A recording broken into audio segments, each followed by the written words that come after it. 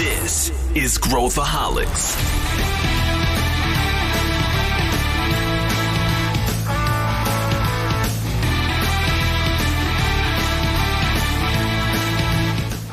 Olá pessoal, aqui é Pedro Weingärtner e esse é Growthaholics, o podcast da ACE para quem adora inovação e empreendedorismo.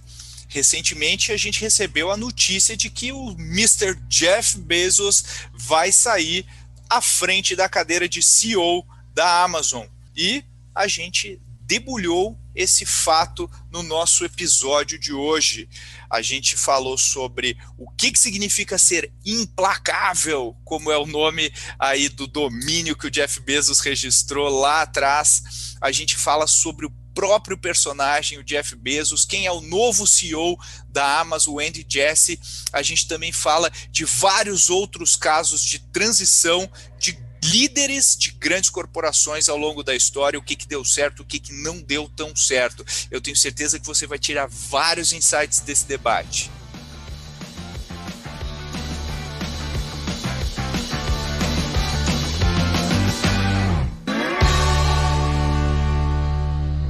Estou aqui hoje com dois caras para a gente mergulhar nesse tema. Primeiro, nós temos um estreante aqui no nosso podcast, o Ítalo Carvalho. Tudo bem, Ítalo?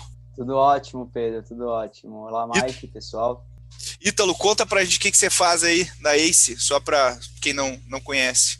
Certo, hoje eu sou Innovation Leader aqui na ACE, fico mais perto da área do Cortex, né, que é a nossa área de inovação corporativa, e atuo de uma forma mais estratégica ali, ajudando a criação de novos negócios, novos serviços aí para o mercado corporativo, sempre com a integração com inovação, startups e empreendedorismo. Legal. E olha só, faz tempo que esse cara não participa, a gente puxou ele direto da Flórida, meu querido sócio, cofundador da ACE, Mike Einstein. Tudo bem, Mike? Olá, Pedro. Tudo bem? Grande prazer estar aqui de novo. Vamos conversar um pouco aí sobre o nosso amigo fundador da Amazon. Companheiro Careca. Careca Power. É isso aí, Careca Power, é isso aí, estamos nós. E falando sobre, vamos começar, vamos mergulhar aqui de cabeça na questão da Amazon. Vamos dar só para a gente entender o tamanho deste colosso, entender um pouco da trajetória desse colosso. Vou pedir para o Ítalo dar um panorama aqui para os nossos ouvintes, né, agora que a gente acabou de ver o anúncio do Jeff Bezos aí, que ele vai deixar a empresa como CEO, ao mesmo tempo que ela reporta um resultado de mais de 100 bilhões de dólares, né, 120 alguma coisa, bilhões de dólares no trimestre, o que é um negócio absurdo em termos de números. Conta pra gente um pouco, Ítalo, sobre o que essa empresa é. Certo, acho que dando um pano de fundo assim para a gente enriquecer o debate, né? O Jeff Bezos, né? Ele é considerado aquele nerd mais tradicional desde o início. Ali ele sempre foi aquela pessoa que teve algumas boas notas, tal, se formou em Princeton, tal. E logo ele foi para o mercado financeiro, né? E quando ele foi para o mercado financeiro, assim que ele se formou, isso já deu muito da dinâmica do que ele é hoje, essa visão de investidor que ele tem já vem dessa raiz lá atrás. Ele viu que tinha uma oportunidade ali ele viu uma notícia de que a internet cresceria 2.300%, né? E aí ele falou, eu preciso embarcar nessa onda, é ali onde que eu preciso fazer algo. E aí foi quando ele pensou no sonho grande de ter uma loja de tudo, mas ele precisava começar um pouco mais, de uma forma mais direta, e foi quando ele fundou a Amazon, tanto para atingir um público de mercado de livros, como também para atingir uma diversidade maior de clientes, né? Então ele foi evoluindo com essa pensamento rápido de crescimento, esse drive que é uma paixão dele, criar e crescer rápido, né? E logo depois da fundação, em 94, da Amazon, em 97 eles já fizeram um IPO, né? E já triplicou o tamanho da Amazon, e foi quando ele conseguiu realmente sair da loja de livros e crescer para uma loja mais abrangente, a loja de tudo, né? E aí, em 2000, ele teve um ponto a bolha das .com, afetou todo mundo, as ações da Amazon foi de 100 para 6 dólares, né? E eles tiveram que se reinventar, mas por incrível que pareça, naquele momento, em 2 anos, ele conseguiu dar lucro de novo, né? Ele, no mercado que estava totalmente ali devastado, ele conseguiu se comprovar, e aí foi um momento exponencial da carreira da Amazon, né? Então, ele, logo em seguida, ele já fez a criação da AWS, né? Depois foi criando dispositivos, foi criando outras frentes de mercado, sempre com esse drive feroz de crescimento, né? E hoje ele, depois de 27 anos, né, tomando ali as frentes da Amazon, né, ele tá saindo até mais do que a carreira que ficou Bill Gates e Steve Jobs, assim, ele ficou mais tempo do que esses outros fundadores na companhia, e no momento que os indicadores estão muito positivos, no momento que eles tiveram 32% de crescimento aí ano passado, hoje a empresa tem 280 bilhões de revenues, né? Então, digamos que ele está entregando o bastão ali no momento auge, assim, com uma corrida acontecendo, mas com uma larga vantagem ali em várias frentes de mercado, né? Então, acho que ele também acho que fez um pé de meia interessante aí, né? Hoje ele tem um patrimônio aí de quase 200 bi de dólar, então acredito que ele conseguiu garantir sua aposentadoria aí, né, Pedro? Mesmo depois do divórcio, né?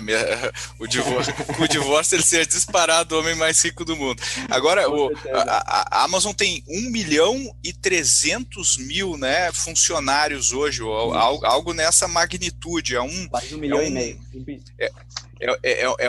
É um dos maiores empregadores, né, Mike, hoje dos Estados Unidos. Um dos maiores empregadores dos Estados Unidos. Mas eu queria só voltar aqui, o Ítalo falou que o Bezos disse que, né, na época a internet ia crescer de 2.000%. Se a gente dá uma olhada nas ações da empresa, tá, desde que eles fizeram o IPO, são 21 anos, as ações cresceram 5.200%. Tá? O S&P, 158%. Olha só a disparidade da lucratividade de quem investiu na Amazon lá para trás. Tá? E o market cap, né, o valuation da empresa, foi de 20 bi para 1,6 tri, né, que é o valor atual. Foi 7.800% de expansão. Então é uma loucura, né? É um dos grandes exemplos de sucesso aí de qualquer negócio listado ou não. E uma outra coisa interessante é que as ações da Amazon são caríssimas. Ele splitou, né? Então, quando você splita, é porque a ação está muito cara e como você quer ter mais abrangência no mercado, né? Você acaba splitando e vendendo uma ação por duas, né? Duas por uma. A grande maioria faz isso. Na realidade, até o ano passado, a Apple splitou e a Amazon não splita. As ações estão valendo $3.300 hoje. É muito caro. E aí as pessoas continuam comprando, né? Dizendo, pô, eu estou comprando uma ação a $3.000, será que ela chega a 6? E chega. Né? Ele podia estar dividindo aqui, splitando até por 4. Né? As ações da Apple estão em $130. Então, olha só a diferença. Eu acho que isso é uma das características dele também. Né? Acredite no que eu estou fazendo. Eu não preciso descontar o valor das minhas ações para ter mais volume no mercado. Né? O volume já é absurdo. Então, só para completar aqui, porque eu acho que a Bolsa reflete um pouco, acho que a gente vai falar isso também, né? De como o futuro, né? Vamos. Mas a pergunta era quantas pessoas, né, Pedro? O número de funcionários da empresa é um negócio, a empresa de tech é escalável, né? É tech, é tecnologia substituindo. A gente vai ver mais de 1 milhão de funcionários, né, nessa companhia, um negócio absurdo. Obviamente, eles têm uma operação logística, uma operação muito grande, né? Principalmente pela parte do varejo, né? Se você somar as atividades, né? Varejo, logística, AWS e o estúdio, né? Tá tudo aí dentro. Né? Vamos lembrar que tem um estúdio aí, Amazon Prime, que faz vídeos. Ele, né, é um dos chuchus aí, né? Queridinho do Bezos. Vai falar queridinho um pouco, do né? Bezos. Queridinho junto com o rolo todo do divórcio dele. Acho que uma coisa juntou com a outra. É isso. Mas são 4 grandes atividades com mais de quase 1,5 milhão de pessoas, né? Não é fácil você manter, eu acho que né, o credo dele, tudo que ele acredita, né, o relentless, né, implacável. Aliás, uma coisa legal, então o Bezos ele queria que a Amazon se chamasse Relentless. Eu não sei se vocês sabem dessa história. E se você entrar na internet agora e digitar Relentless, que é implacável, né? Relentless.com, ele direciona para a Amazon. Ele manteve a URL até hoje. E ele é um cara relentless, né? E falando um pouco sobre ele, né? Sobre a pessoa. Por que vocês acham que o que faz dele o cara inovador que ele é, né?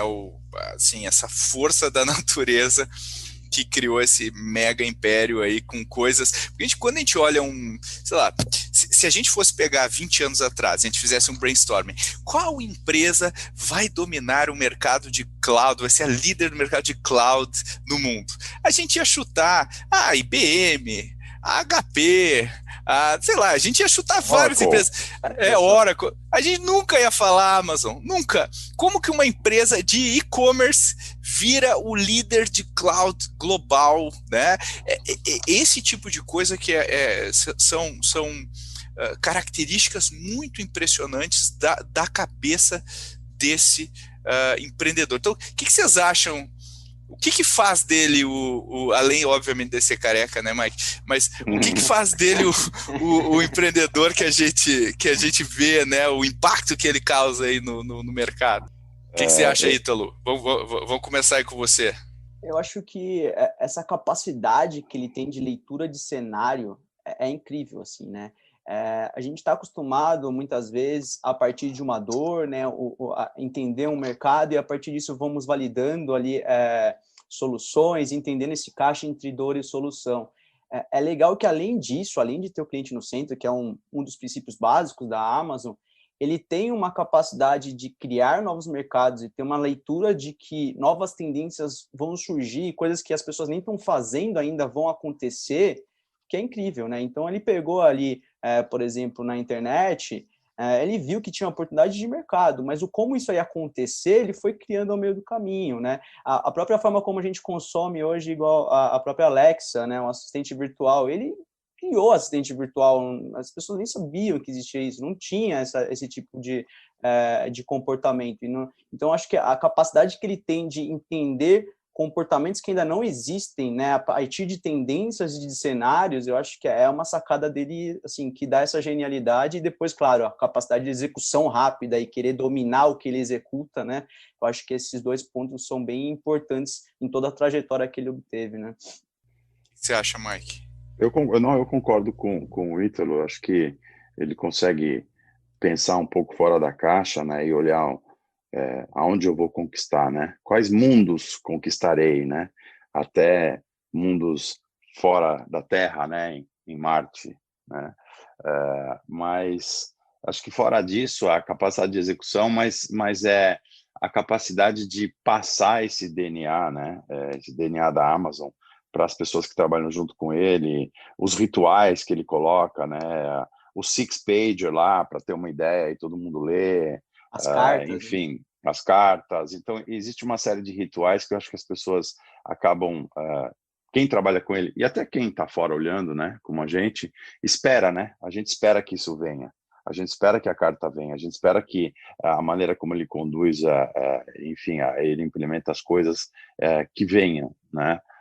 Então, acho que, além dessa surpresa dele sair, que não é uma surpresa, né? Olhando um pouco para outras empresas, né, e outros founders que saem do dia a dia, não é um cara cheio de surpresa para quem está do outro lado. Acho que é um cara muito regrado. E aí, ele, enxergando a oportunidade, ele vai fazer a coisa acontecer, né? Acho que é muito por aí, né? A história da AWS foi um pouco isso, né? Estamos com capacidade ociosa aí no nosso cloud, como é que a gente faz para oferecer para outros, né? E aí começa a história da AWS. Acho que parece que foi assim que eles estavam conversando, né, com o Jesse. Eu acho que, assim, para mim, as coisas que talvez acho que mais me inspiram, talvez mais me impactaram pessoalmente e mudaram a minha maneira de pensar é essa visão de longo prazo que ele tem, né? Então, quando ele entra num negócio, ele não está imaginando o resultado desse ano, o resultado do ano que vem, ele está olhando um horizonte de 10 anos, de 15 anos, de 20 anos. Então, quando a gente constrói uma empresa pensando em 10 anos, é muito diferente de construir uma empresa pensando em 1 ano, 2 anos. E eu acho que ele é um cara que vive os paradoxos muito bem, né? A empresa é super data-driven, aí quando a gente vê uma entrevista com ele, ele fala, a boa parte das minhas maiores decisões foram gut, né? Então, essa capacidade, né, de viver com dois conceitos que são mutuamente, talvez, excludentes ou conflitantes, eu acho que é uma característica dele que faz os bons CEOs. E acho que a capacidade de execução do Jeff Bezos é um negócio assim, fora da casinha. Ele é relentless, como o Mike falou, e ele faz o negócio, e às vezes dá errado, né? Muita coisa deu errado que ele fez, né? Tipo o telefone, né? Várias coisas deram errado, né? Acho que um ponto também, ele falava, né, para os funcionários dele, ainda fala, né? Não saiu ainda, mas quem pensar como investidor de Wall Street, eu não quero aqui para minha companhia, né? Quem pensar em ter o retorno agora no próximo ano, quem quiser pensar em só pagar o seu bônus, eu não quero aqui para minha companhia, né? Então, essa visão realmente de feitas para durar, acho que é algo que ele colocava na mesa muito forte. E até um ponto que o Mike estava falando também, essa capacidade de comunicar, né, Mike? Eu acho que essa capacidade que ele conseguia de deixar clareza para, olha, nossa visão é essa e esses são os caminhos, né? Seja pelas cartas, pelos rituais que eles faziam, e estimulava a ter essa clareza no dia a dia da companhia também, né? Então, acho que essa forma de executar e deixar o time realmente alinhado e posicionado e sempre se questionando para trazer essa clareza para a execução, acho que isso é muito importante, que driva esse crescimento rápido que ele consegue ter no que ele entra, né? Então, acho que esses são os pontos importantes também.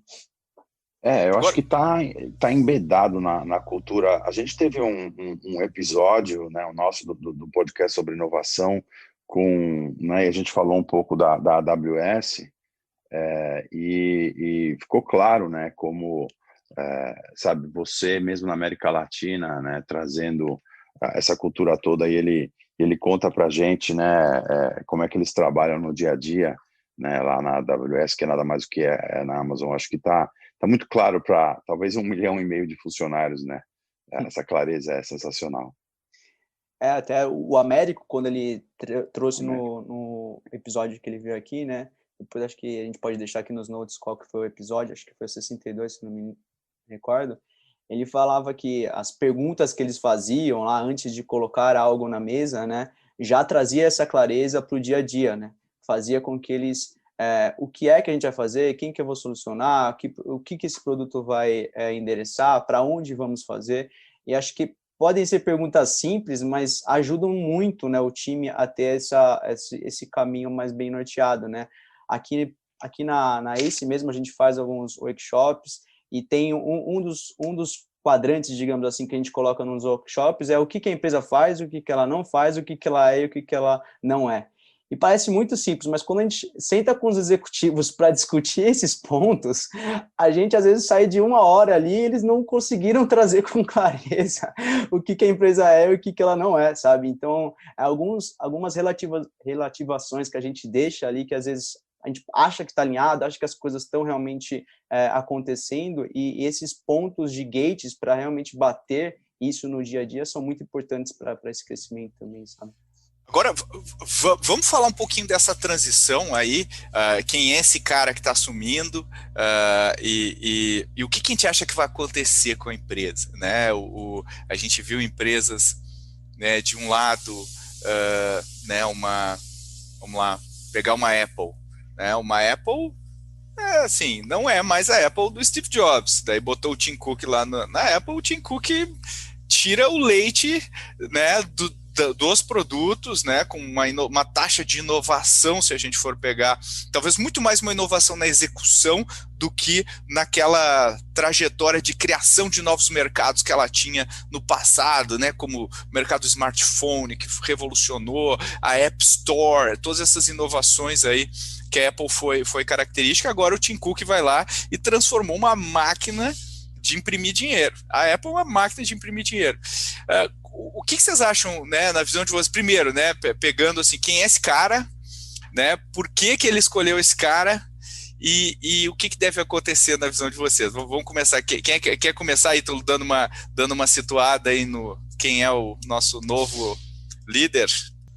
Claro. Acho que o primeiro ponto é que esse novo líder, né, o Jesse, ele já está liderando uma frente da Amazon que é a das mais lucrativas, né, que é a AWS. Então, hoje ela representa ali mais ou menos 12% do faturamento, mais 60% do lucro da Amazon, né? Então, ela já é um dos principais produtos, digamos assim, da companhia. E ele liderou essa transformação de uma empresa também que era e-commerce, marketplace, para uma empresa de nuvem, né, de informação. Então, acho que ele já tem o drive ali dessa transformação, né? Tá na companhia ali há 24 anos, né? Então, ele já tem um histórico ali de entendimento de todas as principais barreiras e dificuldades que a empresa enfrentou. E eu acredito que os principais desafios dele, assim, continuar sendo relevante no mercado de varejo, né? E essa expansão e essa inovação que eles têm para a parte de logística nesse ponto é muito importante. A gente vê ali o que está fazendo o Mercado Livre, né? Nesse ponto, assim, impressionante. Você pede hoje um produto no Mercado Livre, no outro dia, meio-dia, está na sua casa, né? Assim, então, acho que essa parte de ser ainda relevante no varejo é muito importante. E uma outra à frente, que é assim, essencial para a Amazon, né? Que é a parte de informação, que tem a ver com nuvem, por exemplo, o Alexa, né, alguns outros produtos, mas principalmente o que esses produtos geram, né? Que é a questão de, a partir do momento que você tem uma Alexa, você sabe o que a pessoa está querendo, o que ela está buscando, o que ela está acessando. Então, a Alexa é uma baita de uma frente de informação que vai trazer o produto certo na hora certa, né? Então, essas duas frentes ali, eu acho que vão ser os principais desafios para o Jesse, tá? Tanto a parte de varejo quanto a parte de informação, né, tecnologia, nuvem, né, mas principalmente trazendo produtos igual a gente tem esses assistentes virtuais, que é onde a gente consegue capturar informações e identificar tendências, né, que aí acho que ela consegue ainda continuar recriando formas de consumo aí com esses potenciais clientes. E você, Mark, o que você acha dessa transição sobre o cara? Qual que é a tua visão aí mais macro? O Andy Jassy, primeiro ele tem um MBA em Harvard, só para a gente lembrar, tá? Bom, pelo valor que tem ou não, whatever it's worth. Mas parece que ele é um cara, assim, agressivo no bom sentido, né? Então, quando ele tem uma meta e quando ele tem alguma coisa para desenvolver, ele vai com tudo. E eu estava dando uma estudada aqui, todos os lugares que você escuta falar dele, as pessoas têm usado a palavra agressivo para não usar a palavra relentless, implacável. De novo, ela volta, né? Então ele é meio parecido com o Bezos, tá? Ele foi, né, antes de entrar na AWS, ele foi o Chief of Staff do Bezos. Ele foi braço direito dele por um tempo, né? E aí ele transformou, acho que o sensacional, ele transformou a AWS numa primeira líder de mercado absoluto, tem 32% do mercado de cloud no mundo. Só que ele transformou um mercado que não existia, aqui nos Estados Unidos a gente fala utility, né? Como se fosse comprar, sei lá, telefonia ou energia. Hoje você compra, você precisa ter um lugar para você fazer o teu cloud, né? Então eles foram pioneiros e transformaram o mercado. E aí parece que o Jesse também é um cara que não tem muito papo na língua, ele gosta de falar, ele advoca pelo Black Lives Matter, tá? Ele fala muito a respeito, então ele não é um cara que tem muito receio de falar as coisas que ele acha, né? O que ele sente. Talvez um pouco diferentemente do Bezos até.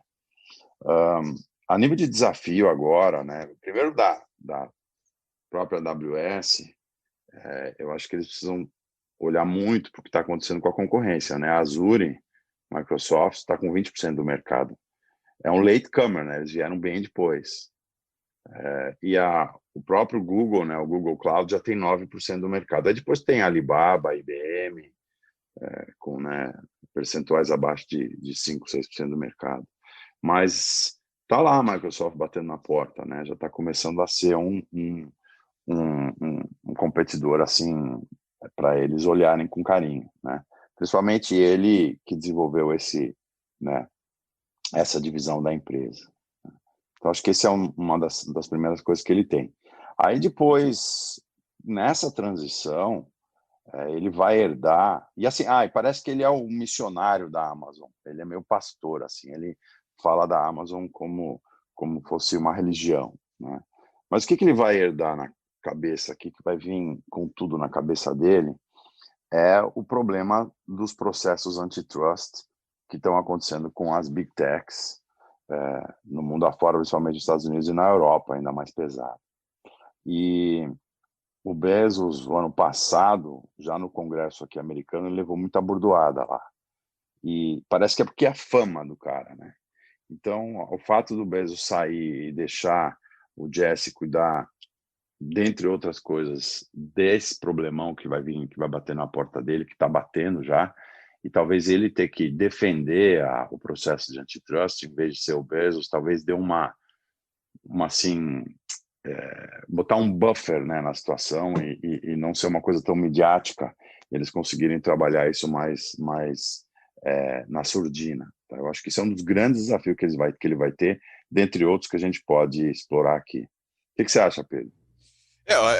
Você passou a bucha do antitrust pro outro cara para ele ficar fazendo outras coisas. Passou total. Mas se a gente for ver o Larry Page e o Sergey Brin já tinham passado a bucha né, os hearings lá, não são mais com eles, não vão no Congresso, já passou pro, como é, o PR lá, Sundai, né? E eu acho que a mesma coisa, o Bill Gates também saiu dessa aí, passou a bola.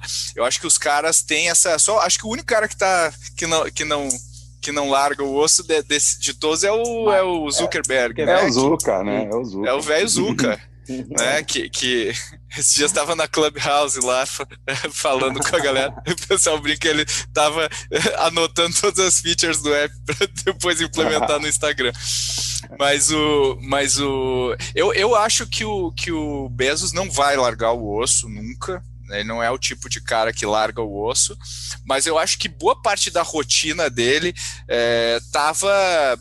senta com o advogado para ver a coisa antitrust, ver o não sei o que que deu problema ali. Não, tem um pau grande outro aqui, tá? Tem três paus grandes aqui, tá? Outro é que está tendo uma formação forte de sindicato na Amazon, por causa do maltrato dos empregados, tá?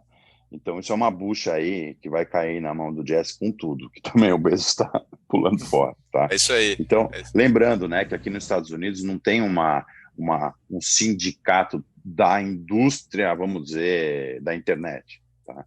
É o sindicato por empresa, né? Então, e aí as empresas brigam muito para que isso não aconteça, né? Então está tendo uma força muito grande aqui por maltrato, né? E até remuneração dos funcionários, então uma força para se estabelecer um sindicato dentro da Amazon. Aí tem um outro problema, né?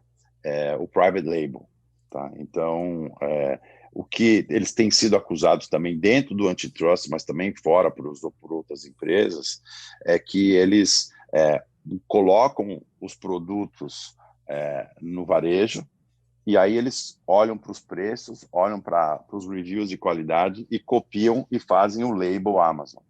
Eu compro a marca monte própria, de coisa, né? Marca própria. Isso. Uhum. Então eles vão lá, e tanto que a Nike até saiu da Amazon, não sei se vocês lembram disso, a Nike não tem hoje um deal direto com a Amazon, e muitos outros varejistas saíram fora, e você consegue comprar coisa da Nike na Amazon, mas é via distribuidores. Então são terceiros, são empresas que têm estoque de Nike que colocam na Amazon, agora não é direto com a Nike, porque a Nike está muito incomodada com o fato de que a Amazon copia os produtos e coloca a marca própria. Então isso é uma outra bucha aí que ele vai ter que lidar. Eu acho que uma empresa com esse tamanho não tem como ser diferente, né? E agora eu queria entrar aqui para a gente falar um pouco sobre esse tipo de transição funciona na prática, né? Para a gente pegar alguns exemplos da história aí, se dão certo, se não dão certo, se o cara mantém, se a tendência de um Tim Cook da vida é um declínio lento nos próximos anos. E pensar um pouco assim, né, que esse volume, né, que a Amazon tem, se eu quiser criar qualquer produto B2C, né, para consumidores finais, a Amazon ela já é uma plataforma de lançamento de qualquer coisa, né? Então, vamos falar um pouquinho de outros casos de CEOs, de transições de CEO. A gente até mencionou o Larry Page, o Sergey Brin, pode até começar aqui com o Google. Eu já posso até falar que o Google em si parou de inovar há bastante tempo, né? O Google, não o Alphabet, né? O Google, eles botaram inovação fora porque o produto não mudou, né? Ele virou uma empresa de tecnologia mais tradicional no core, né? Naquele core.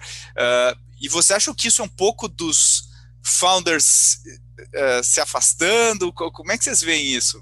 Acho que também um ponto dessa transição aí, estava até dando uma pesquisada assim, quem que era considerado os melhores CEOs da história, desde lá de Henry Ford, Rockefeller, e você vê que a maioria dessas considerações, nesses rankings que a gente faz, são para founders, né? Não tem tantos CEOs ali que são considerados fortes que não foram founders, né? E eu acho que os caras de turnaround, né? Muito cara que sabe fazer turnaround, né? Exato. E aí a gente tem alguns casos super positivos, né? Super de bons exemplos, que foi igual o Andy Grove, né? Da Intel.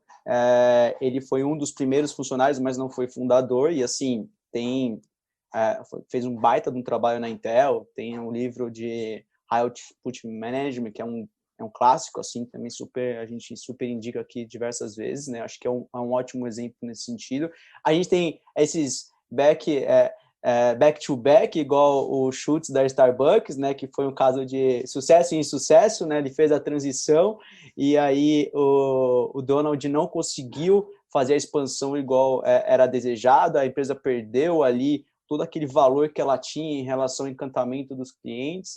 O Schultz voltou, parou ali alguns dias a companhia, resgatou alguns valores e conseguiu crescer de uma forma mais estratégica novamente, né? Mas a gente tem alguns outros exemplos que não foram boas transições, né? O próprio John Sculley da Apple, né, lá atrás, quando ele praticamente tirou ali o Steve Jobs da companhia, né? A gente tem exemplos também clássicos do Kiss, da Blockbuster, que poderia ter comprado, poderia ter modificado todo o modelo de negócio ali, também adquirido a Netflix e não fez, e depois a gente viu o que aconteceu com a Blockbuster, né? Então, a gente tem alguns exemplos de CEOs que saíram e voltaram, igual o Steve Jobs, igual o Schultz da Starbucks. A gente teve uns exemplos que as empresas realmente acabaram, igual foi da Blockbuster, né? Acho que culminou realmente com o fim da companhia.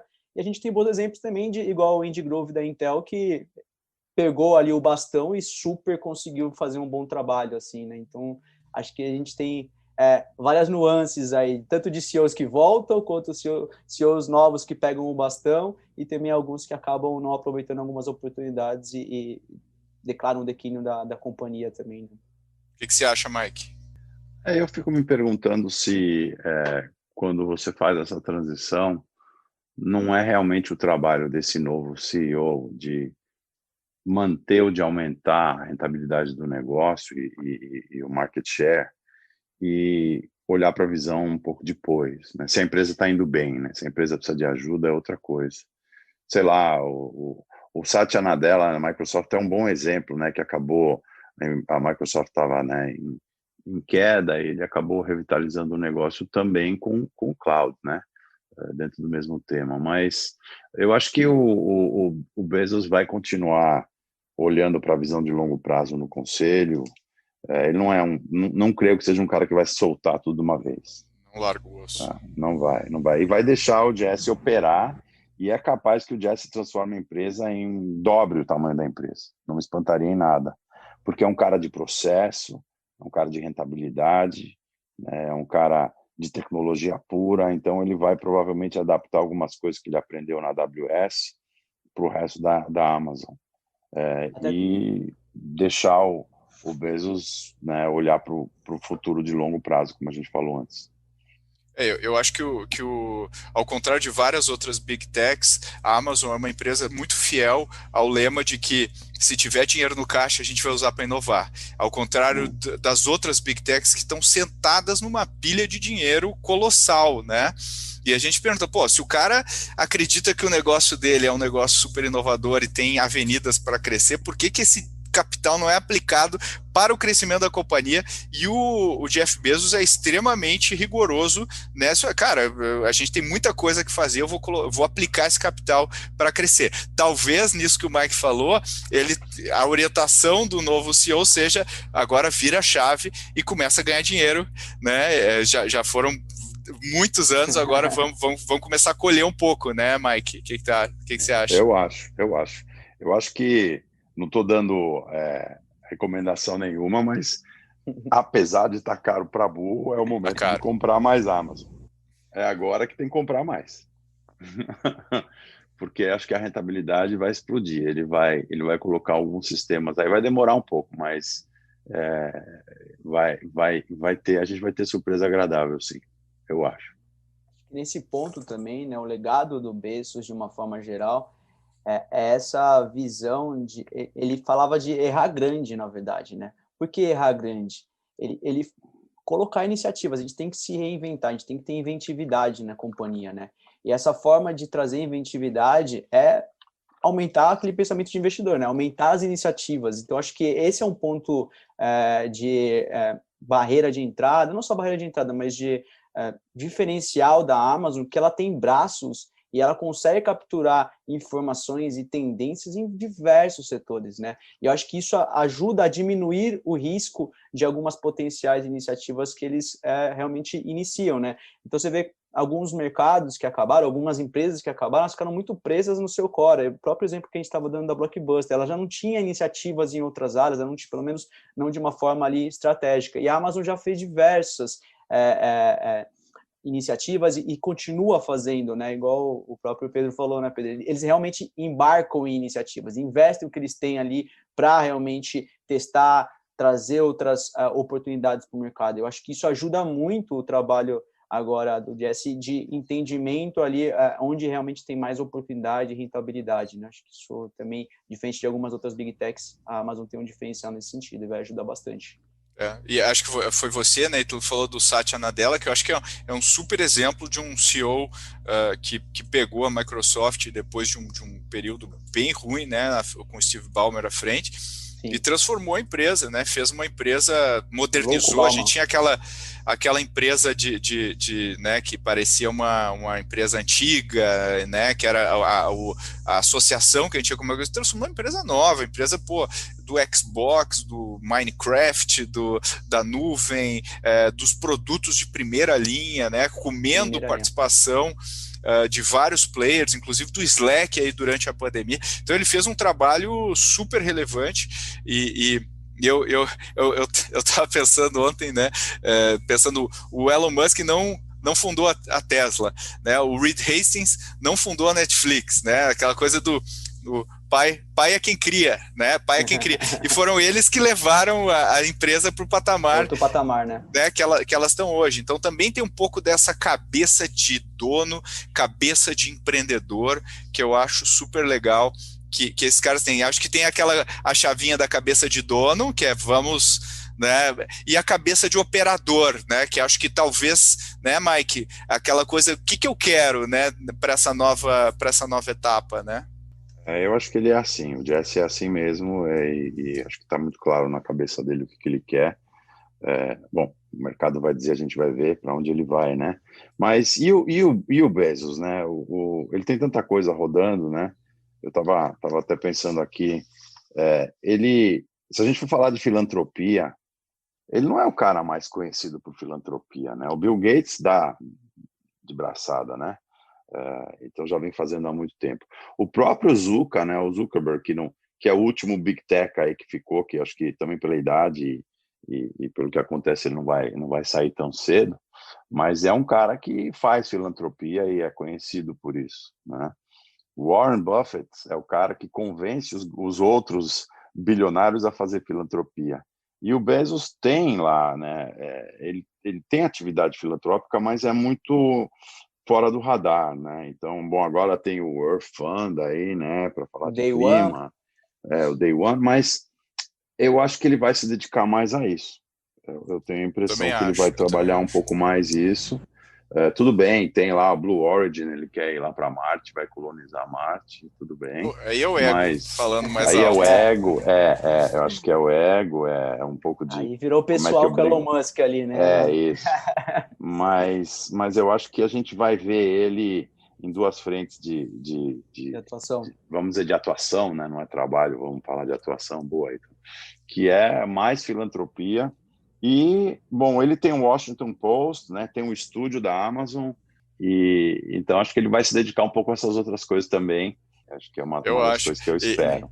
É aquela coisa, a narrativa que prevalece hoje, né, que os bilionários são do mal e tudo mais. É quando a gente pega o Bill Gates, né, que está dedicando toda a vida dele para resolver. Claro que as pessoas falam que ele está implantando chips em todo mundo e tal, mas tirando as teorias da conspiração e os QAnon lá nos Estados Unidos, eu acho que, pô, o cara tá fazendo um super, né, tá doando toda a grana dele, assim como o nosso, sei lá, o exemplo do Warren Buffett que você deu, o Giving Pledge, né, que os bilionários todos, vários, né, estão entrando, e a gente fica com aquela conotação, né, o cara chega em determinado patamar, ele quer começar a ter um impacto que transcende aquele negócio que, claro, pode ter ego, né? Eu acho que com certeza o Bill Gates quer ganhar um prêmio Nobel da paz e tudo mais, é óbvio. Mas tudo bem, por mim, tudo bem. Se ele erradicar a malária, eu estou super disposto a dar esse prêmio para ele. Mas eu acho que também quebra um pouco da narrativa predominante, né? Dos caras lá com monóculos e charutos falando como vão explorar o povo, né? Sim. E tem uma questão aqui também que, dentro dessa narrativa, ia começar a acontecer um conflito de interesses ali, né? Então, o Bezos hoje, ele é o segundo maior bilionário do mundo, né? A segunda pessoa mais rica do mundo, né? Passou ali, o Elon Musk passou em janeiro, mas eles ficam nessa vai e volta ali. Mas se ele vem com essa narrativa muito maior de filantropia, que é o que parece, pela carta que ele fez, pelas ações que parece que ele já está começando a tomar, ser a pessoa mais rica do mundo e ter ali seus 200 bi de capital com uma única pessoa e ainda ter essa questão social ali e até o crescimento da Amazon, acho que isso também ia começar a ter alguns desdobramentos um pouco mais assim, maiores para ele, né? Então, acho que até para esse movimento que eu acredito que ele, concordo com o Mike, eu acho que ele vai ir para uma linha um pouco mais filantrópica, assim, cada vez mais nesses próximos anos, essa questão de ter esse patrimônio aí, crescimento com a Amazon, ia dificultar bastante ele conseguir trazer essa imagem ali para o dia a dia ali desses projetos que ele está querendo embarcar também, né?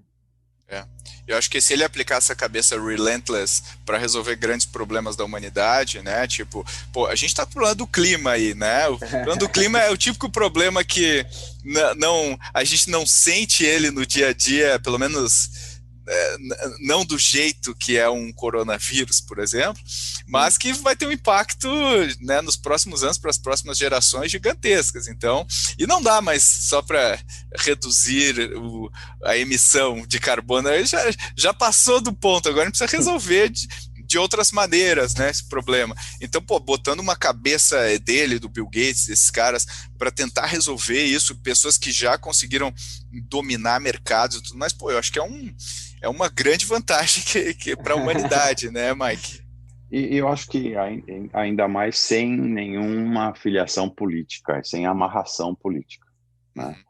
Porque a gente vê que, por exemplo, os problemas climáticos que a gente está sofrendo estão intrinsecamente ligados a lobbies, a tal e tal indústria que não quer que faça isso acontecer, né?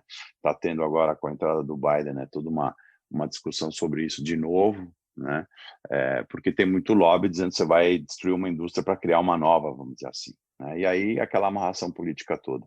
E eu acho que a vantagem dele, Bill Gates, o Buffett, etc. e tal, é de não precisar nada disso. Ainda mais quando ele nem está mais, né? Ele não é mais CEO, né? Então, ainda por cima, ele não precisa responder nada a respeito. E acho que essa liberdade vai fazer boas coisas. Eu tenho bastante esperança que ele vai poder fazer bastante coisa legal. Bom, então eu concordo, eu acho que vai ter muita coisa, até porque esses caras têm dinheiro infinito, sobrando, né? E eles têm conexão com outros caras que também têm dinheiro infinito, e dinheiro destrava mais dinheiro. Então, se eles aplicarem esse capital e também essa capacidade de execução para resolver os problemas, eu aposto muito que a gente vai ver. E a gente nem entra no nosso radar o impacto que o Bill Gates já teve na África, por exemplo, que foi assim, se a gente olhar as coisas que ele já fez, são incríveis, né? Ele está resolvendo problemas que nenhum governo conseguiu, até governo ou Organização Mundial da Saúde ou qualquer organização conseguiu. Ninguém conseguiu e ele está fazendo. Da água, né? Que ele conseguiu. Água, tratamento de água, sensacional. Nossa. Bom, agora vamos fazer um encerramento aqui, o wrap-up do nosso episódio de hoje. E eu queria fazer um encerramento com vocês fazendo as apostas de vocês. Vocês acham que essa transição vai funcionar? Que a Amazon... O Mike já deu algumas pistas aí do que ele acha. Vocês acham que essa transição vai funcionar? Que a Amazon vai continuar inovando? Que ela vai performar? Que a gente vai ver durante muitos anos isso acontecer? Ou vocês acham que ela talvez entre num ciclo, num espiral aí de vamos segurar o negócio e tudo mais? O que vocês acham que deve acontecer aí? Vamos começar aí pelo Ítalo. Bom, eu acho que a transição, diferente de alguns outros momentos de outros CEOs, ela está sendo um pouco mais fluida, né? A pessoa que está entrando aqui, o Jesse, ele já está há 24 anos na Amazon, ele já liderou uma transformação de e-commerce para Deira, então ele já tem ali vários grandes experimentos, na verdade, dentro da companhia, né? Então, acho que isso ajuda bastante a esse fit e esse alinhamento. E o Bezos, ele deixou um legado ali que é uma empresa pronta para durar, né? Acho que ele sempre teve essa visão de longo prazo. Então, nada das iniciativas foram realmente para conquistar ali 2, 3 anos, né? Ele já fez as iniciativas pensando nesse longo prazo. Então, eu acredito que ela está pronta no sentido de princípios, valores, o dia a dia. Se você conversa com pessoas que estão na Amazon, o que a gente vê dessas cartas acontece no dia a dia, né? Então, acho que todo o operacional e o tático está alinhado com o estratégico, né? Então, acho que ela está muito mais pronta e preparada para ter essa extensão com o Jesse. Lógico que ele tem vários desafios, né? A gente falou aqui da questão de antitrust e outras questões até igual o Mike trouxe para a gente, de sindicatos e tal. Agora, as iniciativas, principalmente, que foram feitas e que ainda continuam acontecendo, tem a ver com o quê? Entender consumidor, capturar informações, né?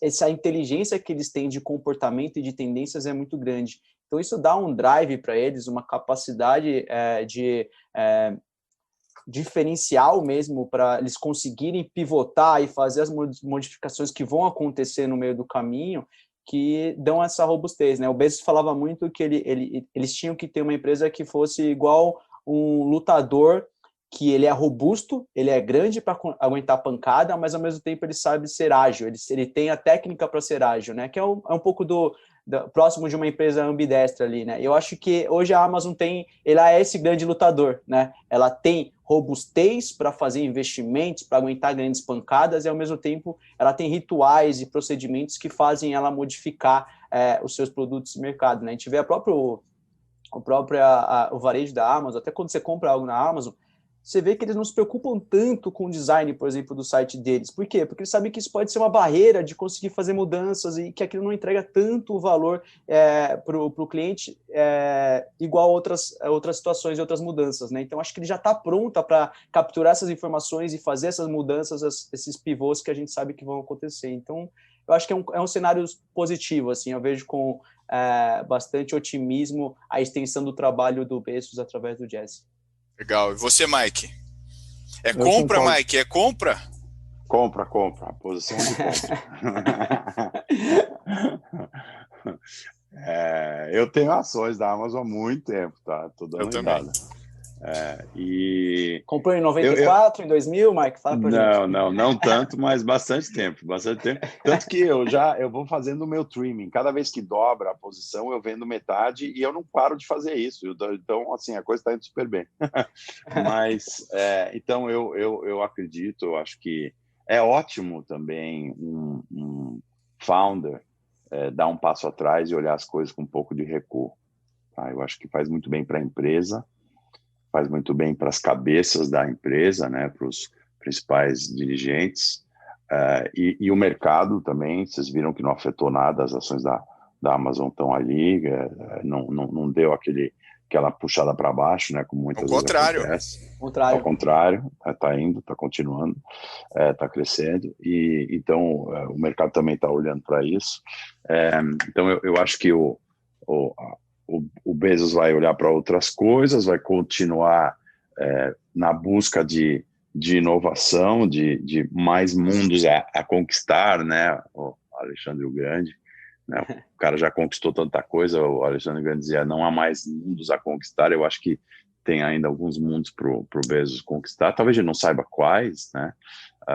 Mas não só o Bezos, mas a própria Amazon, acho que ainda tem, a gente vai ter boa surpresa, vai ter espaço para novas inovações, talvez num passo um pouco diferente, talvez buscando mais rentabilidade, ou rentabilidade sempre, usando, né, a grana, como o Pedro falou, talvez vai chegar um momento que essa montanha de dinheiro vai ser utilizada talvez para a distribuição de lucros e outras coisas que eles não fizeram durante muito tempo, mas eu acho que é muito sólido e não tem como mais não ser a única loja.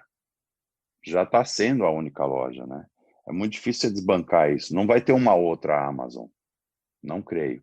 Então, eles vão ter que explorar o que eles têm, que já é sensacional, faz parte do dia a dia, né, da humanidade. Então, eu estou super positivo, acho que vai ser muito bom, esse recuo é sempre muito bom. Eu também tô super comprado. Eu acho que durante muitos e muitos anos ainda esses negócios que existem vão dar muito resultado, e eu acho que ela vai criar vários outros negócios, e eu acho que tem vários negócios aí na fila, né, para serem lançados. E o próprio Jeff Bezos falou que ele vai se dedicar também a novos produtos da Amazon, né? Então, esse olhar para a expansão do negócio e criação, eu acho que vai acontecer, vai continuar, e eu acho que essa empresa ainda vai nos mostrar muitos caminhos que a gente ainda não está vendo, né? Então, vamos desejar aí boa sorte para o seu Jeff nessa próxima etapa dele. E tu vê, né, Mike, o homem mais rico do mundo acha que ele poderia comprar quanto cabelo ele quisesse para colocar na cabeça, mas ele preferiu permanecer careca. Eu acho que isso diz muito sobre ser careca no mundo dos negócios, né, Mike? Eu acho. O Van Diesel, hein? Ele tá parrudando. Querendo... Ele tá fortão também, então tá com tempo, você vê que ele já tá tendo tempo de ficar já tá fortão. Tendo tempo pra... E de lustrar a careca, que eu acho que é ótimo, né? E beleza, parabéns. Legal. Pra ele. Mike, muito obrigado pela tua participação. Ítalo, foi show de bola, valeu pela participação de vocês dois, e espero que vocês tenham gostado tanto quanto eu dessa conversa. Para mim, nem senti o tempo passar. Foi ótimo. Demais, galera, foi ótimo. Muito bom, estamos aqui, super legal, e careca power. E valeu, Ítalo. Valeu, pessoal, até a próxima.